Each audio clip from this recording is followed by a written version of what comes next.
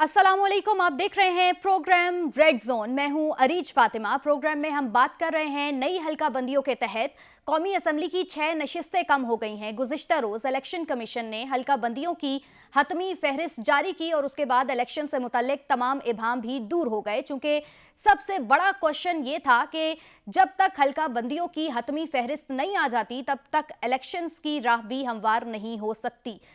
Elections के मामले में जो रुकावट हल्का बंदियों की थी वो तो अब ख़त्म हो गई और उसके बाद इलेक्शंस भी अपने हतमी मराहिल में जाते हुए हमें नज़र आ रहे हैं। और इस हतमी फहरिस्त के बाद जो कौमी असम्बली की जनरल नशिस्तों की तादाद है वो तकरीबन 266 हल्के होंगे और जो सूबाई असम्बली की जनरल नशिस्तों की तादाद है वो 593 होगी। प्रोग्राम के अगले हिस्से में हम बात करेंगे सुप्रीम कोर्ट के जज जस्टिस मुज़ाहिर अली अकबर नकवी ने अपने खिलाफ सुप्रीम जुडिशल काउंसिल में जारी कार्रवाई को सुप्रीम कोर्ट में चैलेंज किया है और कई एतराज़ात भी उठाए हैं। हर मतन में उन्होंने एतराज़ उठाया है और ये भी कहा है कि उनके मुकदमे को जल्द समाअत के लिए मुकर्रर भी किया जाए। तकरीबन 10 एतराज़ात और 17 सवालात उठाए हैं। वो कौन से एतराज़ात हैं उस पर हम प्रोग्राम में बात करेंगे। कंबर जैदी जो कि सीनियर कोर्ट रिपोर्टर हैं GTV के, वो भी हमारे साथ मौजूद होंगे। कुछ तफसीलात उनसे भी जानने की कोशिश करेंगे और फिर आखिर में हम प्रोग्राम की बात कर रहे हैं चेयरमैन PTI की मुश्किलात में मजीद इजाफा हो गया है। 190 मिलियन पाउंड स्कैंडल में नैब रेफरेंस और फिर चेयरमैन PTI के वारंट गिरफ्तारी भी जारी कर दिए गए हैं। 8 मुल्जिमान को भी नामजद किया गया है जिसमें चेयरमैन PTI शहजाद अकबर, जुल्फी बुखारी, बुशरा बीबी समेत फराह गोगी का भी नाम उसमें शामिल है। ये क्या मामलात है इस पर भी राय जानने की कोशिश करेंगे क्योंकि चेयरमैन PTI ने तो ये कहा है कि वो एक साबिक वज़ीर आज़म और मशहूर क्रिकेटर रह चुके हैं, तो सियासी बुनियादों पर उनकी शोहरत को नुकसान पहुंचाया जा रहा है। ये वो तमाम तर मामलात हैं जिस पर हम प्रोग्राम में बात करेंगे। सबसे पहले सनाउल्लाह खान साहब, आपकी राय जानने की कोशिश करूंगी कि सर हतमी जो फहरिस्त है वो जारी कर दी गई है, आपके नज़दीक क्या अब एतराज़ात ख़त्म हो जाएंगे? एतराज़ात तो देखें, हल्का बंदियों पे जब पूरी फहरिस्त आई थी तो उस पर एतराज़ात आए थे और एतराज़ात भी कुछ छोटे मोटे नहीं थे, ये सैकड़ों की तादाद में थे। तकरीबन 1327 के करीब एतराज़ात थे, रिप्रेजेंटेशन कहते हैं उसको, वो निपटाई गई हैं और उस निपटाने के बाद ये हतमी फहरिस्त जो है जारी कर दी गई है। और इस पर आज काफ़ी बातें भी हुई हैं, कुछ PTI की तरफ से एतराज़ात भी आए हैं कि फाटा की सीटें कम कर दी गई हैं। तो वो उसको समझने की ज़रूरत है कि पहले क्योंकि फाटा चारों सूबों से अलग कंसीडर होता था और उसकी 12 सीटें थीं, अब क्योंकि वो 6 सीटें और उनको सूबाई असम्बली में भी अब नुमाइंदगी होगी उनकी, लेकिन वो एक KP जो सूबा है उसके अंदर वो उसका एक हिस्सा है, मर्ज हो गए हैं, तो उसको उस हिसाब से और पॉपुलेशन के हिसाब से देखा गया। लेकिन मेरी अपनी राय ये है कि अब इलेक्शन के हवाले से जो अवाम पैदा करने की कोशिश की जा रही थी, मेरे ख्याल में अब ख़त्म हो जाना चाहिए। हल्का बंदियाँ हो गई हैं, जो नई मरदमशुमारी हुई थी जिसकी वजह से मुश्तरका मफादात कौंसल में भी और ये मामलात गए थे और जिसकी वजह से ये डिले भी हुए हैं, जो 60 या 90 दिन में जो इंतखाबात होने थे वो डिले भी हुए थे। तो अब वो ताख़ीर का कोई अब इम्कान नज़र नहीं आ रहा और 8 फरवरी को जो इंतखाबात की रात थी अब वो हमवार हो गई है और अब शेड्यूल ही आना है। वो शेड्यूल अब MB सुमरों से ही पूछेंगे, लेकिन पहले ख्वाजा साहब से पूछें। जी बिल्कुल ख्वाजा साहब, नई हल्का बंदियों का आपने भी जाहिर है कि फहरिस्त देख ली होगी। उसके बाद सबसे बड़ा एक जो सवाल था वो इलेक्शंस में इबाम था कि इलेक्शंस में एक बहुत बड़ी अब रुकावट भी हल हो गई है, राह हमवार हो गई है। आप कैसे देख रहे हैं इस डेवलपमेंट को? जी अरीज, बात यह है कि जो CC इजलास में फैसला हुआ था जाते हुए, जो पिछली हुकूमत है PDM की, तो वो ये कह गए थे हल्का बंदियाँ होंगी, तो इसी वजह से जो भी इंतखाबात 90 रोज़ में नहीं हो सके, ताख़ीर हो गई। वो यही आखिरी यानी कि रुकावट थी जो रात को इलेक्शन कमीशन ने वो रुकावट अबूर कर ली। अब किसी किस्म का कोई अबहाम, कोई शुबा बाकी नहीं रहा। 30 नवंबर की तारीख दे रखी थी उन्होंने और 30 नवंबर को ही वो हतमी फहरिस्त आ गई। लेकिन इसमें बड़ी दिलचस्प बात है कि पहले 272 नशिस्तें थी कौमी असम्बली की, अब 266 हो गई हैं, जिसमें पंजाब जो है सबसे बड़ा सूबा है, वहाँ 141 जनरल नशिस्तों की बात वो तो बाद में आएंगी। यहाँ जहाँ से इंतखाब लड़ा जाना है, ये इंतखाबी हल्कों की बात कर रहा हूँ, वो 141 है पंजाब के, सिंध के 51 है और पख्तूनख्वा के जो 45 हैं और बलोचिस्तान के 16। अब जो मैजिक एक फिगर होता था 172 का, 172 का शुरू होगा, اب وہ جو میجک فگر ہے 169 ہو گیا ہے، یعنی 169 جو پارٹی نشستیں لے گی یا اتحاد بنائے گی جس نے پرائم منسٹر بننا ہے، وہ اب 169 نشستیں لے کر بنیں گی. تو اب بالکل معاملات کلیئر ہیں. اب نگران حکومت کو اس طرح بڑھنا چاہیے، اور الیکشن کا جو شیڈول ہے وہ بتائیں گے ہمیں ایم بی سومرو کہ وہ کب تک آئے گا تو کب تک معاملات مکمل ہو جائیں گے. ایم بی سومرو بہت شکریہ ہمیں ٹائم دینے کا. ایم بی یہ بتائیں کہ آپ کو معلوم ہی ہے، ساری چیزیں نظر آ رہی ہیں کہ انتخابات میں جو تاخیر ہوئی تھی اس کی بنیادی وجہ یہی تھی کہ نئی مردم شماری کے مطابق حلقہ بندیاں ہونی تھیں. تو کیا آپ کیا سمجھتے ہیں کہ وہ ایک آئینی ضرورت پورا کرنے کے لیے جو دوسری آئینی خلاف ورزیاں کی ہیں وہ اس کو آپ کس طرح دیکھتے ہیں ایز اے اینالسٹ؟ دیکھیں، آئین کی تو الیکشنز کے حوالے سے بہت ساری خلاف ورزیاں ہوئی ہیں. ایک تو سب سے زیادہ بڑا مثال ہے پنجاب اور خیبر پختونخوا اسمبلیاں جو لاسٹ ایئر جنوری میں توڑ دی گئی تھی، اور وہ آئین کی تو وائلیشن ہوئی ہے. اب جو حلقہ بندیاں فائنل ہوئی ہیں تو وہ جو پی ڈی ایم کی حکومت تھی ان کو 11 آورس میں جاتے جاتے آخری دنوں میں یہ حلقہ بندیاں جو ڈیجیٹل مردم شماری تھی اس کو نوٹیفائی نہیں کر کے جانا چاہیے تھا، مگر انہوں نے کیا.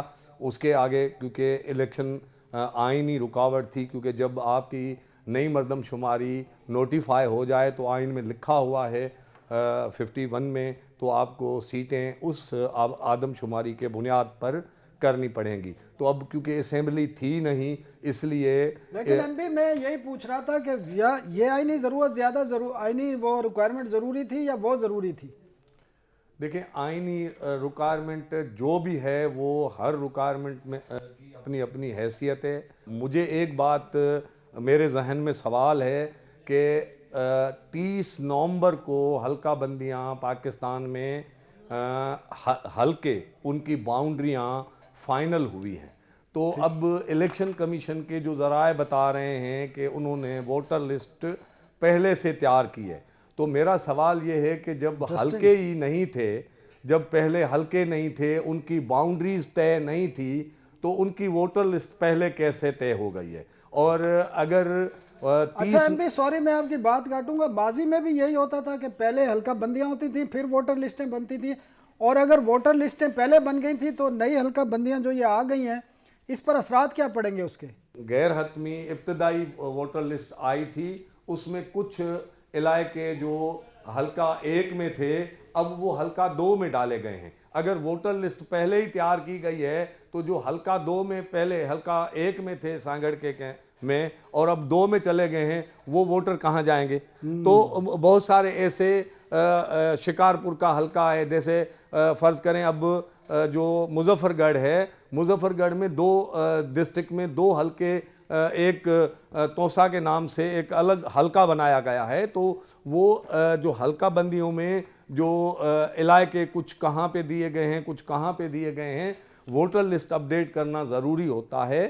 ایک اور بات یہ بتائیے گا، یہ جو حلقے ہیں اب حلقہ بندیاں ہو گئی ہیں سارے، اب کتنا وقت چاہیے الیکشن کمیشن کی بیٹ کو؟ آپ بڑے عرصے سے دیکھ رہے ہیں کہ کب تک الیکشن شیڈول آ جائے جس کے ذریعے 8 فروری کو انتخابات کا انعقاد جو ہے بالکل 100% یقینی ہو جائے؟ جی بالکل.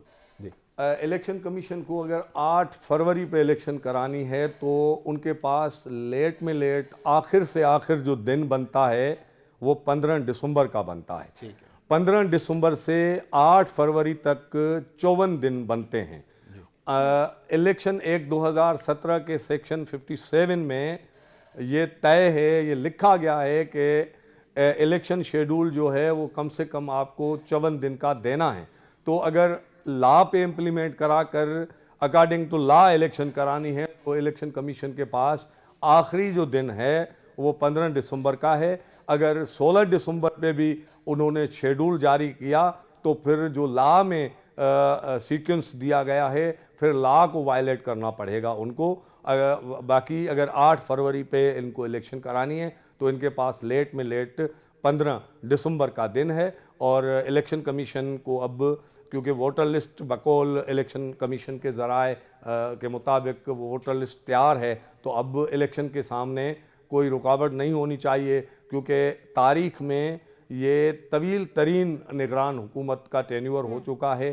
الیکشن آج یا کل کرانے ہی کرانے ہیں کیونکہ یہ ملک ایسے عبوری سیٹ اپ پہ نہیں چل سکتا. بھی آپ نے ایک بات کی ہے کہ یہ طویل ترین دورانیہ ہے پاکستان میں نگران حکومتوں کا، تو آپ مجھے بتائیں گے کہ پاکستان کی جو قانونی تاریخ ہے اس میں یہ جو ٹینور ہے، آپ پنجاب کا دیکھ لیں یا سندھ کا دیکھ لیں یا کے پی کا دیکھ لیں یا فیڈرل کا دیکھ لیں یا باقی دیکھ لیں، تو اس کو آئینی تحفظ کس طرح ملے گا، اور اس کو ہسٹری میں آپ کی جو آئینی ہسٹری ہے اس میں کیا لکھا جائے گا کہ یہ کس طرح اس کو دیکھا گیا اور اس کی کوئی جسٹیفیکیشن نہیں ہے، تو اس کو کور اپ کس طرح کیا جائے گا؟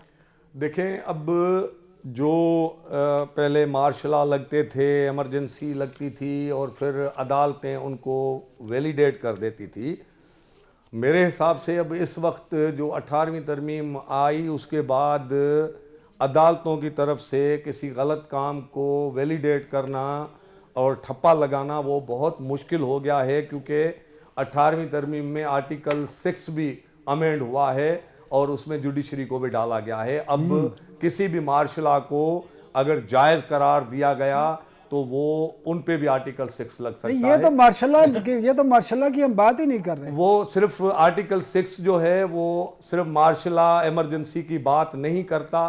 آرٹیکل 6 بات کرتا ہے آئین کو آپ ابینس میں رکھنا، آئین پہ عمل درآمد نہ کرنا، ان کی وائلیشن کرنا، یہ سارے چیزیں آرٹیکل 6 کے دائرے میں آتی ہیں.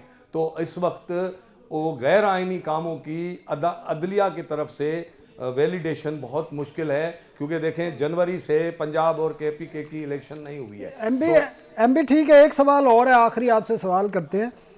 آپ یہ بتائیں، کیا آپ کو نظر آ رہا ہے کہ کیونکہ اب حلقہ بندیاں ہو گئی ہیں، اب شیڈول کے اناؤنسمنٹ ہونا ہے، تو سیاسی جماعتوں کی آپ ایکٹیویٹی بھی دیکھ رہے ہیں، مان سی پڑی ہوئی ہیں، تو آپ کو کیا نظر آ رہا ہے کہ سیاسی جماعتیں تیار ہیں، اپنا پورا ان کا ہوم ورک مکمل ہے، وہ فوری طور پر چوں ہی شیڈول آئے گا تو ٹکٹوں کی تقسیم ہے، چاہے الاٹمنٹ کرنی ہے، چاہے باقی کمپین چلانی ہے، اس کے لیے آپ کو سیاسی جماعتیں تیار نظر آتی ہیں، کوئی سیریس نظر آتی ہیں؟ دیکھیں، مجھے جو لگ رہا ہے کہ وہ آپ تیاری کی بات کر رہی ہیں پولیٹیکل پارٹیز کی، ابھی نون لیگ نے کوئی 1-2 دن پہلے ایک بورڈ بنایا ہے. پی ٹی آئی کی کل ان کے سربراہ کی چیئرمین کی الیکشن ہونے جا رہی ہے، انٹرا پارٹی الیکشن، تو جس کے لیے ہماری میڈیا میں جو تجزیہ کار ہیں وہ جس پارٹی کے لیے کہا جا رہا ہے کہ ان کو لایا جا رہا ہے اقتدار میں، وہ الیکشن جیتے گی، وہ پی ایم ایل این ہے. تو مگر پی ایم ایل این کے جو سربراہ ہیں جب سے لنڈن سے آئے ہیں انہوں نے الیکشن کمپین تو شروع نہیں کی ہے. جن کو حکومت بنانی ہے تو وہ پارٹیز کی وہ جو الیکشن مہم ہے وہ بھی ہوتے ہوئے نظر نہیں آ رہی گراؤنڈ پہ. اور جو تیاری ہے یہ جو ٹکٹیں بانٹنے والا مسئلہ اور تیاری کرنا اور حلقوں میں جا کے جلسے کرنا، وہ جو الیکشن کی گرما گرمی نظر آتی ہے تو وہ گرما گرمی ابھی اس وقت نظر نہیں آ رہی ہے. نظر آ بھی نہیں سکتی نا ایم پی صاحب، وہ نظر آئے گی جب شیڈول جاری ہوگا تو آپ دیکھیں گے. نہیں بازی میں تو اب تو نگران حکومتیں آ جائیں تو ہو جاتا ہے. ابھی اس بات کو دیکھیں نا آپ، یہ جو گہما گہمی ہے آپ کو، جو اب دیکھیں نا 30 نومبر کو کہا جا رہا تھا یہ الیکشن کمیشن پہ انگلیاں اٹھائی جا رہی تھی، انہوں نے اپنا کام حصے کا کام کر دیا ہے، وہ کمٹمنٹ کر کے آگے سپریم کورٹ میں. اب سپریم کورٹ جو سب سے بڑی عدالت ہے وہ بھی اس پہ کمٹمنٹ ہے ان کی کہ 8 فروری کو انتخابات ہوں گے. اب اس پر کوئی ابہام نہیں رہنا چاہیے میرے خیال میں. اور سیاسی جماعتوں کی جہاں تیاری تک کا تعلق ہے، جس طرح مسلم لیگ نون 2018 کے انتخابات سے پہلے جس مخمسے یا تاب کا شکار تھی، آج وہاں پی ٹی آئی کھڑی ہے. تو یہ تیاریاں آپ کو آنے والے دنوں میں شیڈول جاری ہونے دیں، پوری تیاری میں ہے جماعتیں. جلسہ کل کیا ہے کوئٹہ میں. ہم ایک بریک کی طرف جانے ہیں. جب ہم بریک سے واپس آتے ہیں، بریک سے جب ہم واپس آئیں گے تو بات کریں گے سپریم کورٹ کے جج جسٹس مظاہر علی اکبر نقوی نے اپنے خلاف سپریم جوڈیشل کونسل میں کارروائی کو سپریم کورٹ میں چیلنج کیا ہے، کیا اعتراضات اٹھائے ہیں، اس پر پروگرام میں بات کریں گے. ابھی وقت ہوا ایک بریک کا، بریک سے واپس آتے ہیں. دیکھتے رہیے پروگرام ریڈ زون.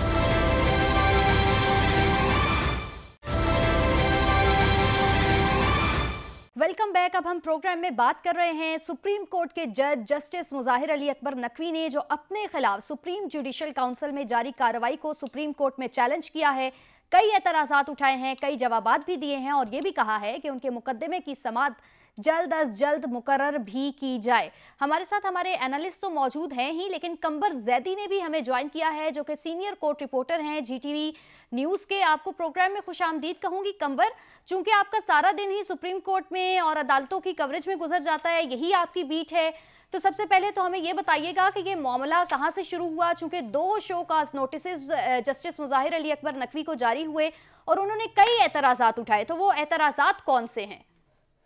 देखेंगे, जस्टिस मुज़ाहिर अली अकबर नकवी के खिलाफ 2 केसेस हैं और वो 2 केसेस बेसिकली आप कह सकती हैं कि एक जो उन्होंने सेंट जॉन्स में प्लॉट खरीदा था उसके हवाले से, एक उनकी इनकम से ज्यादा असासा जायद के हवाले से केस बनाया गया और उसके बाद सॉरी मैं बात काट रहा हूँ, कंप्लेनेंट कौन कौन है दोनों केसेस में वो भी बता देना। देखिए, ये मियां दाऊद साहब की एक अपील है, एक पाकिस्तान बार कौंसिल की अपील है और मियां दाऊद साहब एक वकील है जो कि सुप्रीम कोर्ट में ही होते हैं और उनकी जानिब से जो ये केस बनाया गया है ये बेसिकली सुप्रीम जुडिशल काउंसिल को भेजा गया। सुप्रीम जुडिशल काउंसिल ने इस केस में शवाहिद को देखा और उसके बाद फिर जस्टिस मुज़ाहिर अली अकबर नकवी को एक नोटिस जारी किया।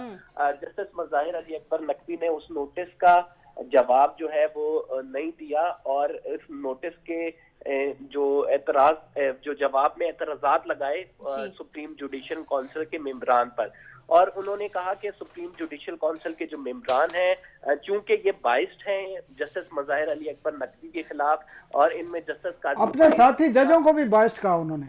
जी उन्होंने कहा कि ये जो जस्टिस काजी फाइज ईसा हैं ये मुतासिब रवैया रखते हैं जस्टिस मुज़ाहिर अली अकबर नकवी के खिलाफ, इस वजह से इनको सुप्रीम जुडिशल काउंसिल की कार्रवाई में नहीं होना चाहिए।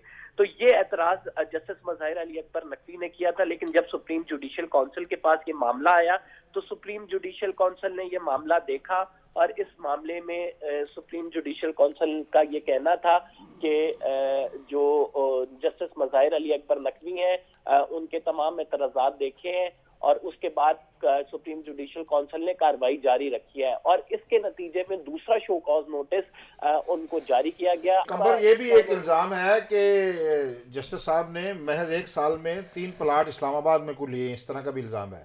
जी वो सुप्रीम कोर्ट हाउसिंग सोसाइटी है, मैं उसी इल्जाम की तरफ भी आ रहा था कि वो supreme court employees housing society है, वहां पे जो प्लॉट है 3 प्लॉट लेने का इल्जाम था जस्टिस मुज़ाहिर अली अकबर नकवी पर। उस पे उन्होंने कहा है कि मैं कुछ 1 प्लॉट की तो अभी तक किस्तें दे रहा हूँ, बाकी मैं रेगुलर मेंबर हूँ सुप्रीम कोर्ट जो हाउसिंग सोसाइटी है, कोऑपरेटिव हाउसिंग सोसाइटी, और उसमें बैलेटिंग के थ्रू जो है मेरा नाम आया था, तब मैंने ये 3 प्लॉट परचेज किए। उनकी भी मैंने पूरी रकम अदा नहीं की है और वो रकम अदा करने के लिए मैं अभी तक किस्त दे रहा हूँ और ये उन्होंने टोटल रकम उसकी भी लिखी हुई है कि इतना मेरे पे कर्जा है और इतनी मैं किस्त दे रहा हूँ।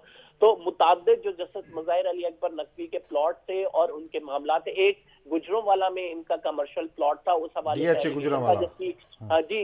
जी उसका उन्होंने कंप्लीटली डिनाई किया कि वो मेरा है ही नहीं, आप उसको चेक कर लें और ना ही मैं उसके हवाले से बताने का रवादार। अच्छा कमर, आज जो कंप्लेनेंट है मियां दाऊद एडवोकेट, उन्होंने भी प्रेस कॉन्फ्रेंस की आज लाहौर में और उन्होंने जो कहा है, उन्होंने कहा कि जस्टिस साहब ने हक़ाइक़ को मसख और सुप्रीम जुडिशल काउंसिल को दबाव में लाने की वो कोशिश कर रहे हैं और उन्होंने कहा कि वो जो उन्होंने आज बातें जो जवाबात दिए हैं, उन्होंने कहा बेसिकली वो जवाबात उन पर इतराफ़ात हैं। वो उन्होंने आज प्रेस कॉन्फ्रेंस भी की है इस हवाले से। जी बिल्कुल, ये प्रेस कॉन्फ्रेंस आज मियां दाऊद साहब ने की है, कल उन्होंने इसका ऐलान किया था। मियां दाऊद साहब जब सुप्रीम जुडिशल काउंसिल की प्रोसीडिंग हो रही थी, इस दौरान भी वो आके बाहर लोगों को बातें बताते थे कि जस्टिस मुज़ाहिर बीच में बोल पड़े और जस्टिस मुज़ाहिर ने जो है बीच में गुस्से हो गए। तो मियां दाऊद साहब चूंकि कंप्लेनेंट हैं और उनकी जानिब से जो इल्जामात लगाए गए हैं उसका जवाबात दिए, तो इस वजह से मियां दाऊद साहब शायद ये समझ रहे हैं कि उनको यह हक़ाइक़ को मस्क करने की कोशिश की गई है। लेकिन जस्टिस मुज़ाहिर अली अकबर नकवी के ऊपर जो 10 इल्जामात लगे थे जिसमें प्लॉट्स का मामला था, उसके उन्होंने डिटेल में जवाब दिया। कमर, असल ये भी बताएं, कमर ये बताएं कि ये इनको जो लास्ट शो काज हुआ है 14 दिन का, उसमें उन्होंने जवाब जमा कराना था, वो जवाब तो उन्होंने जमा नहीं कराया और 14 दिन के बाद क्या दोबारा जुडिशल काउंसिल का इजलास होगा इस हवाले से? नहीं, ثناء اللہ صاحب یہ جو جواب ہے دوسرا جو ابھی انہوں نے جمع کرایا یہ بیسیکلی پیٹیشن میں ہی ان کا جواب بھی موجود ہے جو کہ 10 الزامات لگائے گئے تھے اور ان کو پھر چیلنج کیا اور یہ الزامات کے جواب دیتے ہوئے وہ یہ چیلنج کر رہے ہیں کہ آپ اس کو اوپن کورٹ میں کائنڈلی اس کو سماعت کے لیے مقرر کریں, آپ سپریم جوڈیشل کونسل کی کارروائی پہ مجھے اسٹے دیں اور یہ اوپن کورٹ میں معاملہ چلے, حقائق سب کے سامنے. تو آپ کیا سمجھتے ہیں اوپن کورٹ میں یہ معاملہ آ سکتا ہے کوئی چانسز اس میں؟ سر اس کے جوابات دینے کے بعد دیکھیں سپریم کورٹ میں 184(3) کے جو کیسز ہیں وہ 3 رکنی کمیٹی ڈیسائیڈ کرتی ہے اور سینئر 2 ججز تو ویسے ہی جسٹس مظاہر کے خلاف ہیں, لیکن بہت چانسز یہ بھی موجود ہے کمبر یہ جو خلاف ہے یا نہیں ہے یہ تو ان کا جب فیصلہ آئے گا پتہ چلے گا. یہ بتائیں کہ یہ جو جواب ہے جسٹس مظاہر علی اکبر نقوی صاحب کا یہ کتنا ویلڈ ہے؟ آپ کیونکہ عرصے سے کورٹ کی بیٹ کر رہے ہیں تو اس میں کتنی جان ہے, کیا سمجھتے ہیں, آپ کی ذاتی رائے کیا ہے؟ دیکھیں میرا خیال سے ایلیگیشن نمبر 3 بڑا اسٹرانگ ہے جسٹس مظاہر علی اکبر نقوی کے خلاف. اس پر سپریم جوڈیشل کونسل چاہے تو آگے کارروائی بڑھا سکتی ہے. باقی جو ایلیگیشنز ہیں وہ اس کا انہوں نے جواب دیا ہے. اب یہ تو انکوائری ہو تو پتہ لگے گا کہ کس حد تک وہ یہ انکوائری کے بغیر تو یہ ریفرنس بنا نہیں ہے نا. ٹھیک ہے قمر, بہت شکریہ, آپ نے کافی تفصیلات سے ہمیں آگاہ کر دیا. جی خواجہ صاحب یہ چیز ایک مجھے کل میں ایک چیز دیکھ رہا تھا, نگران وزیر آئی ٹی ہیں, ان کے ایسٹس آئے تھے تو ینگ آدمی ہیں, شہباز شریف کے ساتھ بھی انہوں نے کام کیا, 28 کروڑ روپے کے ان کے ایسٹس تھے اور وہ ایسٹس وہ ہیں کہ وہ خود اس کی جو ویلیو لگاتے ہیں نا اس کے حساب سے, باقی تو وہ کتنے کے ہوں گے. تو میں دیکھ رہا تھا لاہور کی ہر ہاؤسنگ اسکیم میں یا ان کا کمرشل پلاٹ ہے یا ان کا رہائشی پلاٹ ہے. کیا کرنا ہے ان لوگوں نے؟ اسی طرح ججز کے بھی, اور جو کمبر باتیں کر رہا ہے اور جو چیزیں ہم نے دیکھی ہیں پچھلے چند سال میں, کیا ہماری جو اب تو وہ چیف جسٹس نے اعلیٰ عدلیہ کہنے کا وہ منع کر دیا ہے, کیا ہماری سپریم کورٹ کا یہ حال ہے کہ سب جج ایک دوسرے کے خلاف ہیں, گروپ بنے ہوئے ہیں, لوگوں کو کیا انصاف دیں گے یہ لوگ؟ نہیں یہ دیکھیں, یہ آپ نے ایک زاویے سے دیکھا ہے, اس واقعے کو ایک دوسرے زاویے سے بھی میں آپ کو دکھانا چاہتا ہوں. اور کون سا زاویہ ہے؟ کوئی اینک دوسری لگانی پڑتی ہے. چلو جس کو آپ ایک زاویے اور زاویے سے دیکھیں, یہ جو سپریم کورٹ کے ججز ہیں ان کے خلاف کچھ شکایت آ جانی, شکایتیں جب کوئی کام کرتا ہے اس کے خلاف آ سکتی ہے ممکنہ طور پر. اس کے خلاف جو ایک طریقہ کار طے کیا گیا ہے کہ وہ اس کی تحقیقات سپریم کورٹ کے ججز ہی کریں گے, جو سپریم جوڈیشل کونسل جس کا نام دیا گیا ہے. میاں داؤد جنہوں نے شکایت کنندہ ہیں, جو جسٹس مظاہر نقوی کے خلاف جو شکایت لے کر گئے ہیں سپریم جوڈیشل کونسل میں, ہمارے دوست ہیں, سابق صحافی بھی ہیں, بڑے اچھے رپورٹر تھے یہ, تو بعد میں یہ انہوں نے لا کر لیا اور بڑے اب اچھے وکیل بھی ہیں. تو جو بھی شکایت ہے, شکایت درج کرنا, جب دیکھیں جہاں جن معاشروں میں چیک اینڈ بیلنس ہوتا ہے, جہاں احتساب کا نظام جو مؤثر ہوتا ہے, وہ الزامات پہ اپنے پہلے ہی جواب میں کہہ رہے ہیں کہ ججز میرے ساتھی بائسڈ ہیں. وہ دیکھیں ان کو کیا, ابھی انہوں نے ایک اور بات بھی کی ہے کہ سپریم جوڈیشل کونسل سے نہ سنے, پہلے سپریم کورٹ کا بینچ میری بات سنیں. پچھلے 3-4 سال میں سپریم کورٹ میں دیکھا نہیں ہے, واضح طور پر لوگ لکھ رہے ہوتے تھے, نظر آ رہا ہوتا تھا کہ کل جو فیصلہ آئے گا یہ 2 جج ادھر ہوں گے, یہ 3 جج ادھر ہوں گے, یہ 1 جج ادھر. یہ بدقسمتی ہے, ایسا نہیں ہونا چاہیے. لیکن جب کہ آپ وہ خود سپریم کورٹ کے ججز ہی اپنے ساتھی جج کی جو وہ کہہ رہے ہیں جن پر مجھے اعتماد نہیں ہے, ان کے خلاف انکوائری کر رہے ہیں. اب کسی ادارے کو یہ اگر ہوتا کہ کوئی اور ادارہ ہے, جب وہ باعث بنے ہوئے تھے, جب ان کے علیحدہ گروپ بنے ہوئے تھے, اس وقت بھی یہ بات تھی. میں کہتا ہوں آج جب ان کے خلاف شکایت آئی ہے وہ کہتے ہیں یہ باعث جج ہے. چلو میں کہتا ہوں اس کا جو بھی شکایت آئی ہے جسٹس مظاہر نقوی کے خلاف, دیکھیں ہم تو قانونی معاملات تو وہ عدالتوں نے دیکھنے ہیں, جو تحقیقات کرنی ہے وہ تحقیقاتی اداروں نے کرنی ہے. اس معاملے میں جو شکایت آئی ہے ایک جج کے خلاف, پہلے بھی اس سے پہلے جو موجودہ چیف جسٹس ہیں انہوں نے آپ کو پتا ہے کتنا بھگتا ہے اس کیس کو, ان کے اثاثوں کا بڑا ایک پنڈورا باکس کھلا رہا. اور بعد میں اس وقت کے وزیر اعظم نے خود کہا کہ جی میں نے تو کہا ہی نہیں تھا. صدر پاکستان کی طرف سے ہے وہ جناب. یہ جو شکایت آئی ہے یہ تو ہمارے دوست ہیں میاں داؤد جنہوں نے دائر کی ہے, وہ تو صدر پاکستان کی طرف سے, اس کا کچھ نہیں بنا تھا. اب اس کا بالکل ایمانداری کے ساتھ, ٹرانسپیرنسی کے ساتھ, شفافیت کے ساتھ اس معاملے کو اگر وہ قصوروار پائے جاتے ہیں ان کو سزا, اگر وہ قصوروار نہیں پائے جاتے ان کو اس معاملے سے بری ذمہ کرنا چاہیے اور معاملات میں شفافیت نظر بھی آنی چاہیے. یہ جو گروپ بندی کا تاثر جس کی آپ بات کر رہے ہیں, اس سے मुल्क में बेचैनी पैदा होती है, ठीक है, ये नहीं हो, ग्रुप बंदी नहीं होनी चाहिए। केसों पे असर अंदाज होता है, जो खासकर जो पॉलिटिकल केस हैं और कॉन्स्टिट्यूशनल केस आए हैं और वो इफेक्ट होते हैं। अब इस मामले को जल्द अज जल्द निपट जाना चाहिए, ये काम शहरी की दरखास्त है, इसमें अगर कुछ है तो आगे आप बढ़ाए क्या मामला। समझते हैं ये मामला यहीं रुक ठीक है, जाएगा, आगे कोई और मामलात नहीं चलेंगे अभी इस पे? मुझे तो इस बात का अभी मैं तो हमने जाहिर break चीज़ ले है, लिए, आपको break से शायद वापस कोई आते ये जी इस पे अभी और भी बहुत सारी चीजें आप तो चल रही दीवार हैं। के पीछे वाली बात कर रहे हैं, वो तो खुदा ही जी बेहतर जी जानता नहीं, है। वो अभी नजर आ प्रोग्राम रहा में है ना वक्त जो हुआ हम है देख रहे एक हैं। ब्रेक का। जब ब्रेक से वापस आएंगे तो बात करेंगे 190 million pound scandal, chairman PTI की मुश्किलात में मजीद इजाफा हो गया है, उनके वारंट भी आज जारी हो गए हैं, क्या मामलात हैं, तफसीलात अपने दोनों एनालिस्ट की राय आपके सामने रखेंगे। अभी वक्त है एक ब्रेक का, ब्रेक से दोबारा वापस आते हैं, देखते रहिए प्रोग्राम रेड जोन।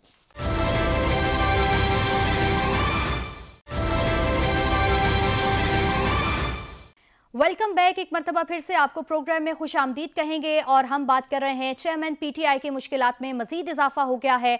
अब नैब रेफरेंस दायर होने के बाद उनके वारंट गिरफ्तारी भी जारी हो गए हैं और चेयरमैन पीटीआई ने दरख्वास्त में ये मौक़िफ़ इख्तियार किया है कि वो साबिक क्रिकेटर और एक मशहूर साबिक वज़ीर आज़म भी हैं और सियासी बुनियादों को वजह बनाकर उनकी शोहरत को नुकसान पहुँचाया जा रहा है। सनाउल्लाह खान साहब, क्या देखते हैं आप? चूँकि चेयरमैन पीटीआई वैसे ही मुश्किलात में घिरे हुए हैं, अब मजीद मुश्किलात में इजाफा हो गए, इसके बाद चेयरमैन पीटीआई के आप क्या देख रहे हैं? कहाँ पर जाकर वो रुकेंगे उनके केसेस का तो मैं बात नहीं कर सकता, लेकिन ये मुझे ओपन एंड शट केस नज़र आ रहा है, ये बड़ा क्लियर है जी। और ये हमारे पास, हम अपने नाजरीन को दिखाएं कि ये 9 पेज का आज रेफरेंस है जिसकी कापी हमारे पास मौजूद है और 8 लोगों को इसमें जो है नामजद किया गया है, जिसमें इमरान खान नियाजी हैं, इसके अलावा मिर्ज़ा शहजाद अकबर हैं, मलिक रियाज हैं, बैरिया टाउन के जो चेयरमैन हैं, ज़ियाउल मुस्तफ़ा नाज़िम है, ये जो एक उस वक्त एक इदारा बना था एसेट्स रिकवरी यूनिट, उसमें ये काम करते थे। जुल्फ़िकार बुखारी साहब हैं, जुल्फ़ी बुखारी जिनको कहते हैं, वो भी इसमें हैं, बुशरा बीबी भी हैं और मलिक रियाज के बेटे अहमद अली रियाज जो प्राप्ति कौन है, मलक रियाज और उनके साहबजादे भी रेफरेंस में आ गए हैं, अब कटहरे में आ गए, और फरा गोगी जिनका असल नाम फरज शहजादी है। तो ये 8 लोग हैं और इनमें से तकरीबन 5 लोगों का आज ही वारंट जारी हो गया, मलिक रियाज और उनके बेटे का जारी नहीं हुआ, बाकी लोगों का जारी हो गया। और ये अगर मैं इस केस को 11 पेज 9 पेज को तो मैं पढ़ नहीं सकता, लेकिन ये जो बनाए गए हैं ना, ये चीज़ें नज़र आ रही हैं जी कि आप उस वक्त एक 190 मिलियन पाउंड की डील होती है और उन्हीं दिनों में आपको 458 कनाल ज़मीन मिलती है मलिक रियाज की तरफ से और उनको वो बेनिफिट दिया जाता है कि उनके जो वो पैसे हैं जो वहाँ पर बरतानिया में फ्रीज़ थे और डी फ्रीज़ करके मनी लॉन्ड्रिंग के इल्ज़ाम में वो फ्रीज़ थे और पाकिस्तान की हुकूमत को दिए गए। और सुप्रीम कोर्ट ने, बल्कि इस रेफरेंस में मैं आपको पढ़ के सुनाता हूँ, जो सुप्रीम कोर्ट का एक फ़ैसला आया है उसका इन्होंने इसमें हवाला दे दिया है कि supreme court of Pakistan wide order इतना 23 नवंबर को, और ये इसकी वो नंबर है, that the funds receive from UK to remitted to the government of Pakistan in fact. अब वो जो पैसे थे जो मलिक रियाज के बकाया जात में एडजस्ट किए गए थे, वो सुप्रीम कोर्ट ने कहा है कि ये रियासत के हैं, ये पाकिस्तान के, ये हुकूमत, अभी फैसला आ गया है, फैसला आ गया, वो उधर शिफ्ट हो रहे हैं। उस वक्त क्या किया गया, तो सनाउल्लाह साहब, जो जुल्म किया गया, सुप्रीम कोर्ट ने भी एक इस केस में एक किस्म का डिसीजन दे दिया और इस केस से मेरा नहीं ख्याल कि इमरान खान या बाकी केस कोई बच सके। उस वक्त क्या किया गया सनाउल्लाह साहब, जब जो रजिस्ट्रार थे सुप्रीम कोर्ट के, आज की सुप्रीम कोर्ट और उसके उस दौर की सुप्रीम कोर्ट में भी फर्क दरवाजे रखिए ना, उसको कहा गया ये रियासत पाकिस्तान का अकाउंट है। हाँ जी, जो इसके बरक्स उनका अकाउंट था, जो रजिस्ट्रार हैं सुप्रीम कोर्ट के, उनके अकाउंट में रकम मंगवाई गई। जैसे आपने कहा, बिल्कुल दुरुस्त कहा है कि ये ओपन एंड शट केस है। ये केस जो 190 मिलियन पाउंड का केस है, ये अपने मंतकी इंजाम की तरफ बढ़ रहा है, ठीक है। ये रेफरेंस आना ही आना था, अब तो रेफरेंस आ गया, अब तो ट्रायल होगा। आप देखें ना, ये क्या मकाफत अमल कहें क्या कहें, ये जो हमारे थे मशीर इत्तेसाब ब्यूरो के, जो आए रोज़ हम उनकी प्रेस कॉन्फ्रेंस 2-2 ढाई घंटे करते थे, शहजाद अकबर साहब, ठीक है, और फलां के ख़िलाफ़ उन्होंने ये केस ये कर दिया, वो मल्टी मीडिया पे दिखाया करते थे। आज वो खुद इसमें इस रेफरेंस का हिस्सा बन गए, लोगों का हिसाब करते करते और ये सारी जो गुमराह को नोट तैयार कर रहे थे, 190 मिलियन पाउंड में सबसे बड़े जो मुजरम है इसमें शहजाद अकबर हैं। जिन्होंने मिस गाइड भी किया, अदालतों को भी मिस गाइड किया। 458 है कनाल जमीन शहजाद अकबर ने ली है। सुन लेना, ये मावन है ना, ली तो देखे ना, वो फरा गोगी हैं, बुशरा बीबी हैं, जो अलकादर ट्रस्ट है, पैसे पहले बाद में आए, अलकादर ट्रस्ट का वजूद बाद में हुआ। जी जी, और डील इसी तरह होती है ना, ठीक है ना, उसका जिसके नाम गए वो उसका वजूद ही नहीं था ट्रस्ट का, ट्रस्ट बाद में बनाया गया। अब ये सारे लोग इसमें नहीं, इस केस में तो हीरे की अंगूठियां भी ली गई थी। वो तो सारी चीजें अब आप देखें ना, ये तो सारी चीजें जो प्रॉपर्टी टाइकून हैं, मलक रियाज, कौन से कैरेट की थी वो जी, जो वो एक ऑडियो में बता रहे थे, 20 कैरेट की, नहीं 11 कैरेट की थी वो। चलो जितनी कैरेट की, हम कौन सा खरीदते रहते हैं, हमारे पास इतने हमने देखा भी नहीं शायद देखा। लेकिन बहरहाल जो मलक रियाज हैं उनका इस केस में नामजद होना इस रेफरेंस में, ठीक है, ये बड़ा अहम है। और जो खान साहब तो इसमें कहा जा रहा था कि वो मुजरम हैं, और ख़ासकर उनकी जो अहलिया हैं। अब ये जो शिकंजा है इसमें जो फरा गोगी भी इसमें नामजद हो गई हैं, और जो जुल्फी बुखारी साहब जो खान साहब के लाडले थे वो भी इसमें नामजद हो गए। अब जो रेफरेंस जो देखते हैं हम, तारीख इनकी बड़ी दर्दनाक है। अभी एक रेफरेंस जो साबिक़ वज़ीर-ए-आज़म मियां नवाज शरीफ के खिलाफ दायर होते थे धड़ाधड़ दिन रात, उनका फिर क्या निकला, वो मियां साहब परसों बरी हो गए। ये जो भी नैब रेफरेंस बना रहा है, कम से कम वो रेफरेंस कौम का, अदालतों का पैसा बचाएं। अगर इसमें कोई इसको अगर मंतकी इंजाम तक पहुंचाना है, और ये ओपन एंड शट केस है, लास्ट बात मैं करूंगा, देखें इस मुल्क इसको मंतकी इंजाम तक पहुंचाएं। इस मुल्क को इस अफरा तफरी और इस एक दूसरे को गिरबान खींचने, टांगने खींचने से अगर बचाना है तो नैब, FIA, इस किस्म के इदारों को बाख्तियार बनाना होगा। क्योंकि एक आज आप किसी के लिए काम कर रहे हैं, जब उनकी हुकूमत आएगी तो आप नैब में जाके कोई और बयान देंगे, उससे अपने पहली वाले जो मौक़िफ़ है उससे विड्रॉ हो जाएंगे।